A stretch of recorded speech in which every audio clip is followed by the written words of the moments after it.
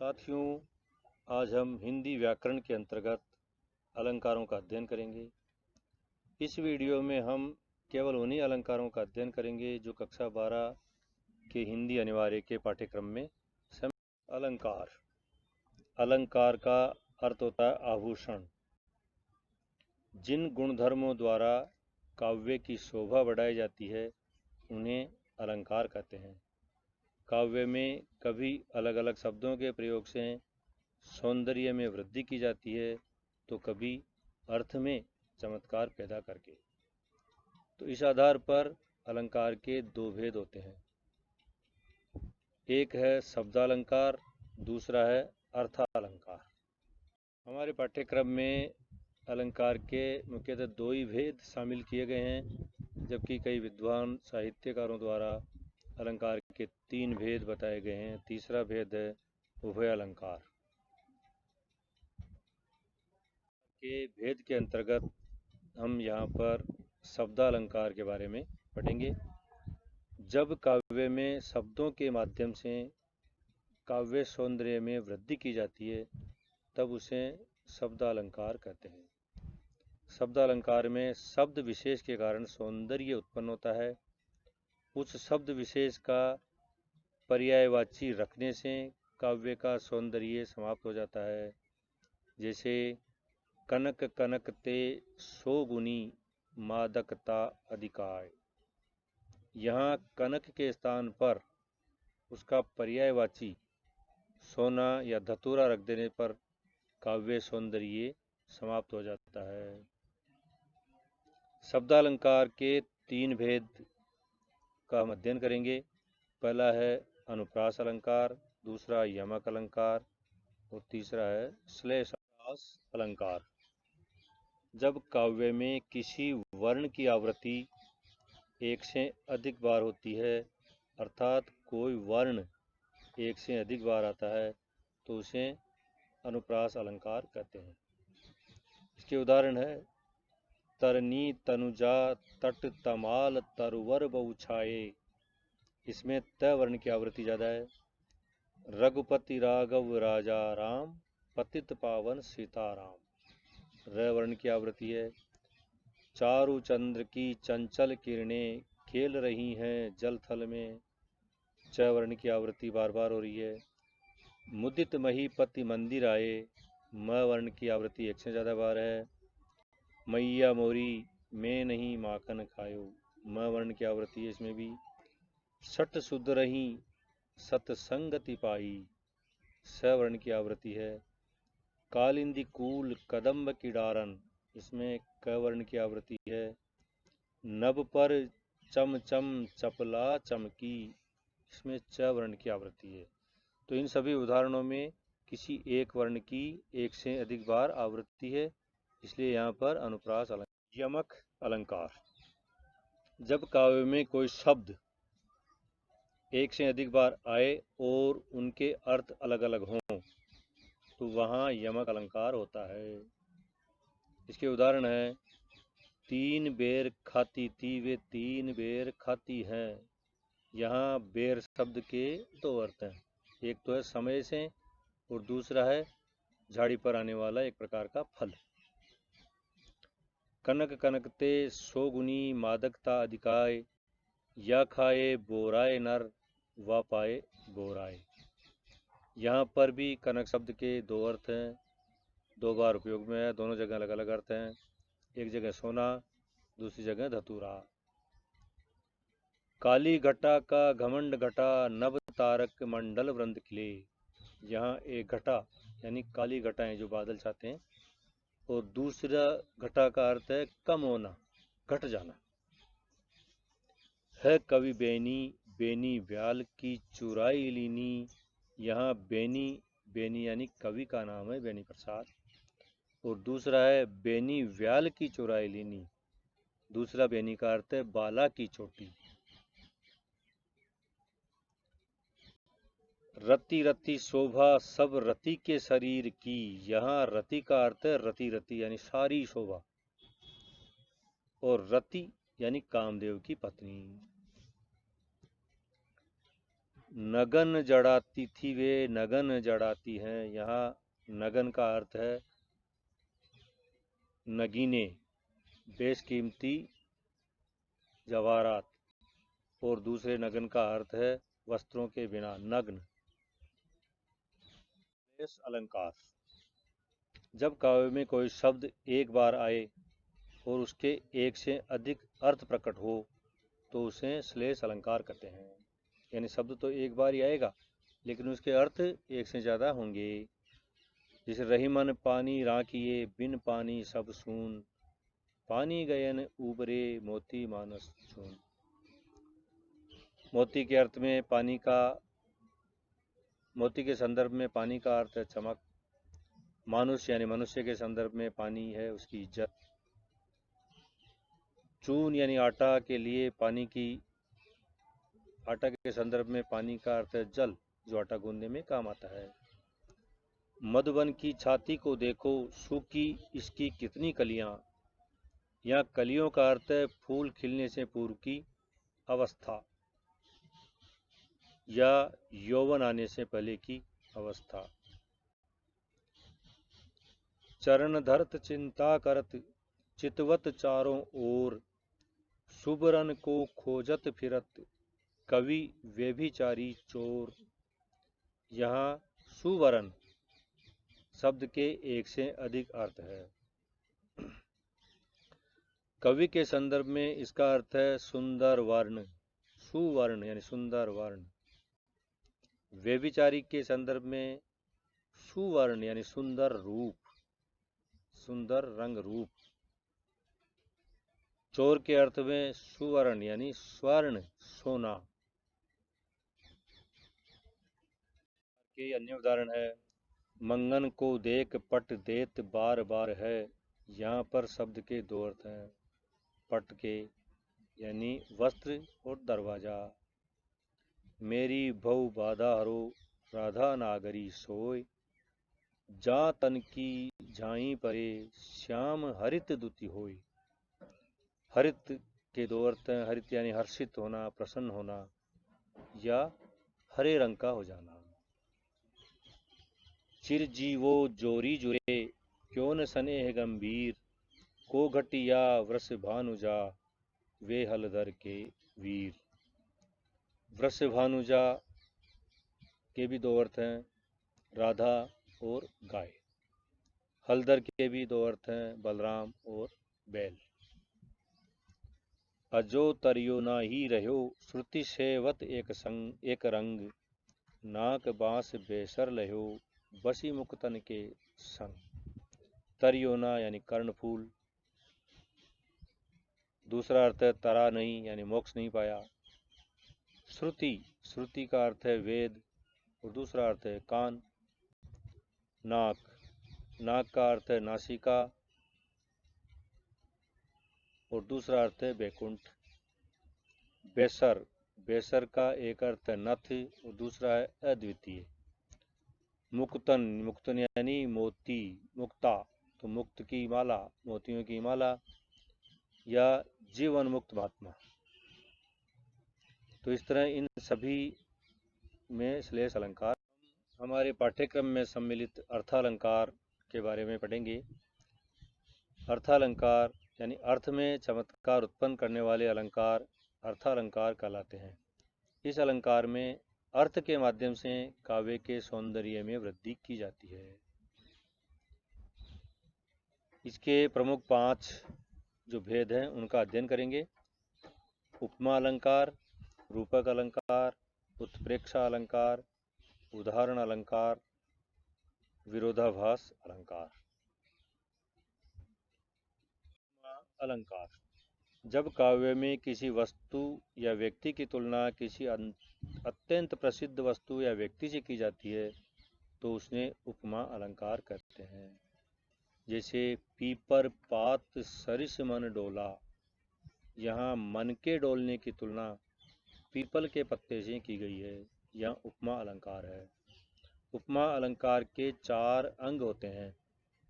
पहला है उपमेय, यानी जिसकी उपमा दी जाए। तो जो ऊपर जो उदाहरण दिया हुआ है उसमें मन उपमेय है। उपमान, जिस प्रसिद्ध वस्तु या व्यक्ति से उपमा दी जाती है, तो यहाँ पर पीपर पात यानी पीपल के पत्ते उपमान है। समान धर्म, उपमेय उपमान की वह विशेषता जो दोनों में एक समान है। तो उपयुक्त उदाहरण में डोलना समान धर्म है, यानी पीपल के पत्ते भी डोल रहे हैं और मन भी डोलता है। वाचक शब्द है चौथा, वे शब्द जो उपमेय और उपमान की समानता प्रकट करते हैं। तो इस वाक्य में सरिस शब्द वाचक शब्द है, जो पीपल के पत्तों में और मन में समानता प्रकट कर रहा है। कुछ अन्य वाचक शब्द है, सा, सम, सी, इव, समाना,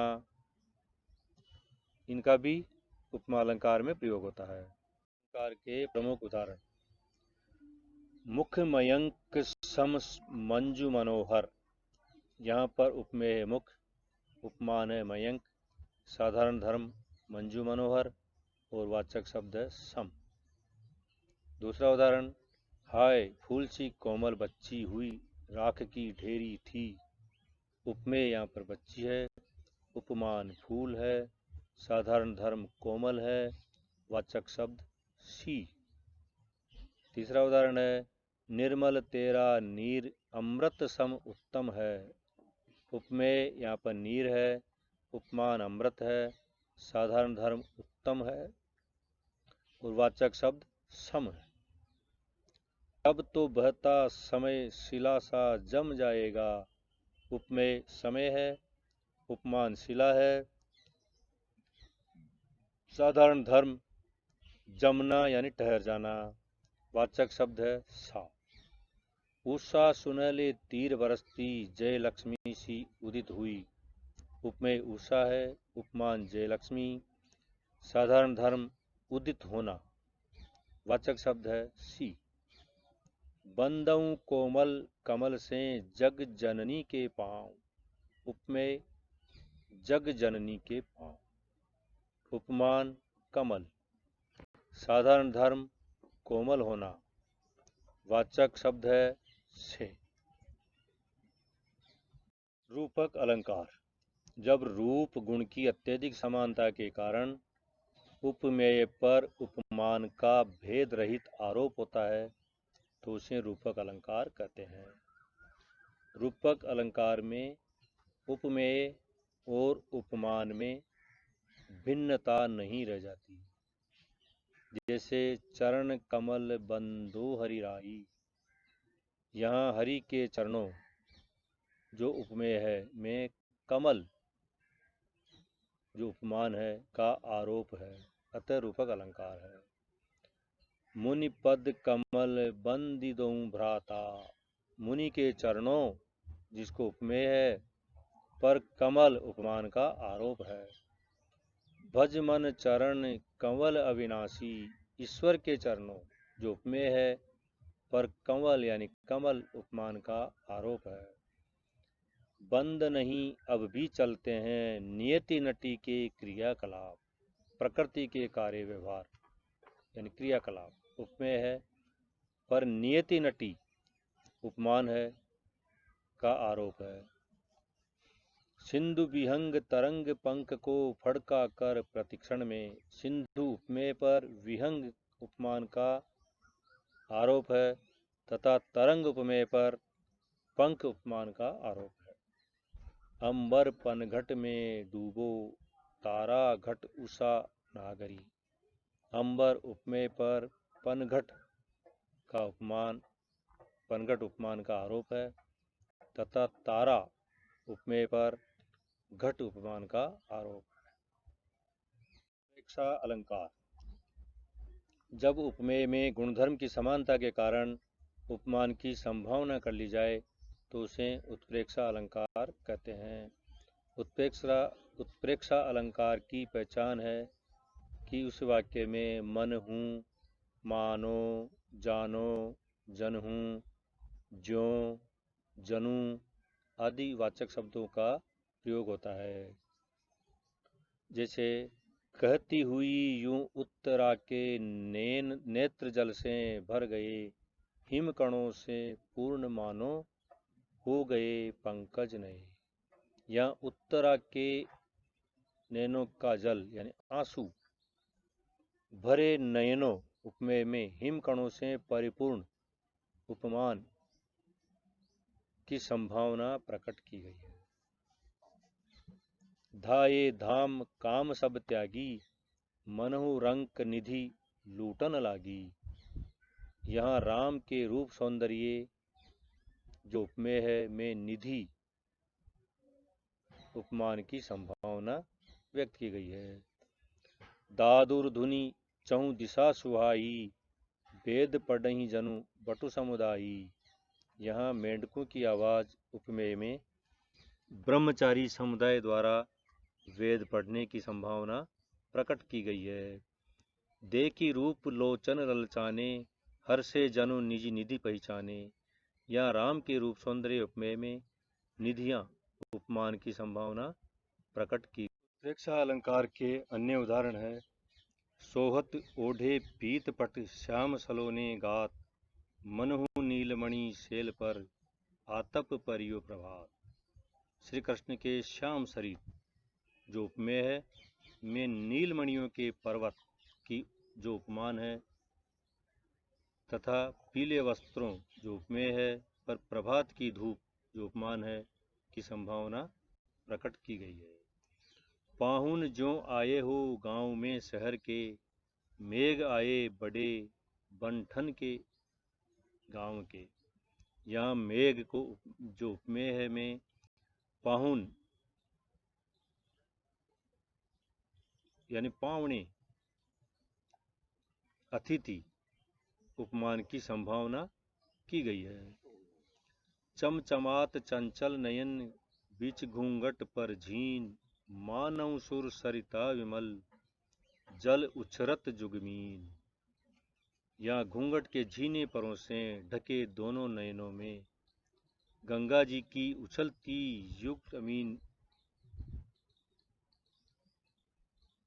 युगलमीन उपमान की संभावना प्रकट की गई है। अति कटु वचन कहत केई, बानहु लोन जरे पर देई। यहाँ कटु वचन से जो उत्पन्न पीड़ा है वो उपमेय है में जलने पर नमक छिड़कने से हुए कष्ट की संभावना प्रकट की गई है। उदाहरण अलंकार जब एक बात कहकर उसकी पुष्टि हेतु दूसरा कथन कहा जाता है वहाँ उदाहरण अलंकार होता है। इसमें ज्यों, जिमी, जैसे, यथा आदि शब्दों का प्रयोग होता है। जो पावे अति उच्च पद, ताको पतन निदान। ज्यों तपि तपि मध्यान लो, अस्त होत है भान। यानी जो उच्च पद पाता है तो उसका पतन निश्चित है। और इसका उदाहरण के द्वारा समझाया गया है कि मध्याह्न में यानी दोपहर के समय जो बहुत तेज धूप रहती है सूर्य की, लेकिन जैसे ही शाम होती जाती है तो धीरे धीरे उसका अस्त होना निश्चित है। नीकी पी फीकी लगे बिनु अवसर की बात, जैसे बरनत युद्ध में नहीं श्रृंगार सुहात। नीकी पी फीकी लगे बिन अवसर की बात, बिना अवसर के कोई भी बात कही जाती है चाहे वो कितनी अच्छी हो वो भी गलत लगती है, फीकी लगती है। जैसे युद्ध के वर्णन में श्रृंगार की बात की जाए तो वो सुहाती नहीं है। विरोधाभास अलंकार जहाँ वास्तविक विरोध न होते हुए भी विरोध का आभास हो वहाँ विरोधाभास अलंकार होता है। जैसे या अनुरागी चित्त की गति समझे नहीं कोई, ज्यों ज्यों बूढ़े श्याम रंग त्यों त्यों उज्ज्वल होय। इस चित्त के अनुराग की गति को कोई नहीं समझ सकता। श्याम रंग यानी श्याम वर्ण यानी भगवान कृष्ण में ज्यों ज्यों बूढ़े यानी डूबता जाता है त्यों त्यों ही मनुष्य का मन उज्जवल होता जाता है। यानी श्याम में डूबने पर उजला हो रहा है तो विरोधाभास है। दूसरा उदाहरण है तंत्री नाद कवित रस सरस राग रतिरंग अनबूढ़े बूढ़े बूढ़े तरेजे बूढ़े सब अंग। उपमा व उत्प्रेक्षा अलंकार में थोड़ा सा अंतर है।